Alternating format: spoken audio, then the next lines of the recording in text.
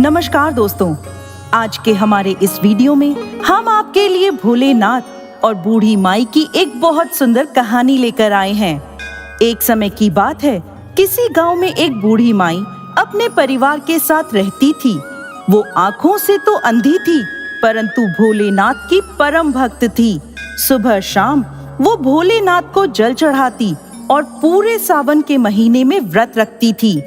एक बार माता पार्वती भोलेनाथ से बोली, स्वामी, ये बुढ़ी माई आपकी सेवा पूजा करती रहती है, आपका व्रत उपवास रखती है, इसकी दरिद्रता आपको दूर करनी चाहिए।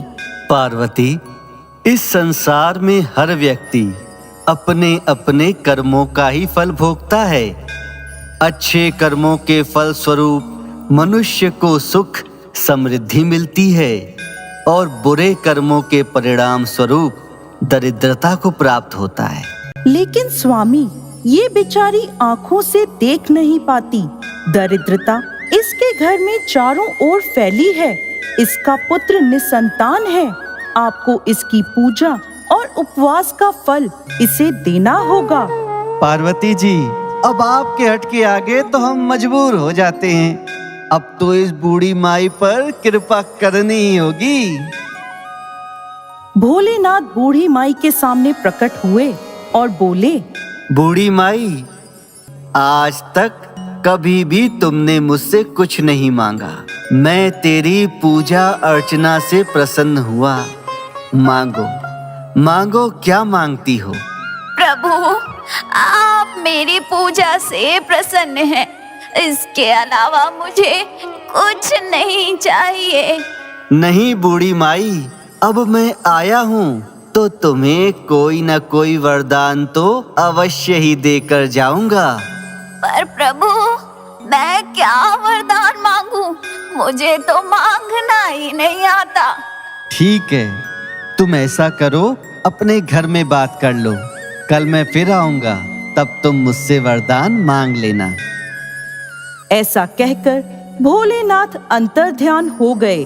बूढ़ी माई ने अपने परिवार को सारी बात बता दी और बोली, कल भोलेनाथ फिर आएंगे तो मैं उनसे क्या वर मांगू?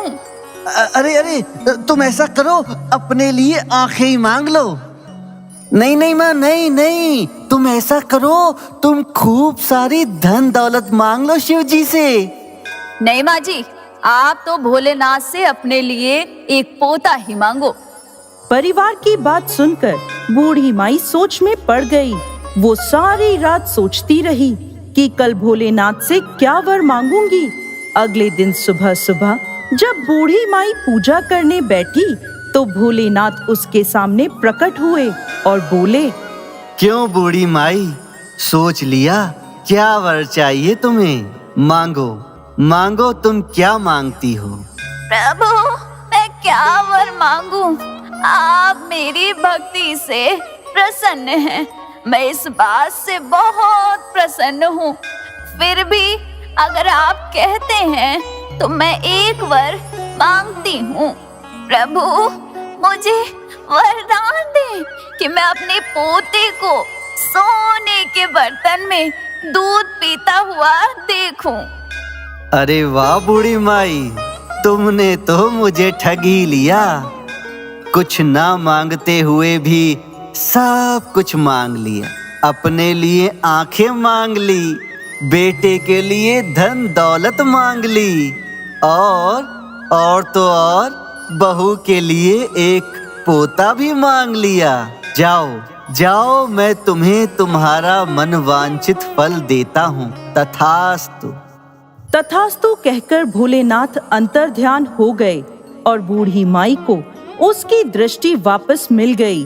बूढ़ी माई के बहू के कुछ समय बाद पुत्र पैदा हुआ और उसके बेटे का काम धंधा भी चल पड़ा।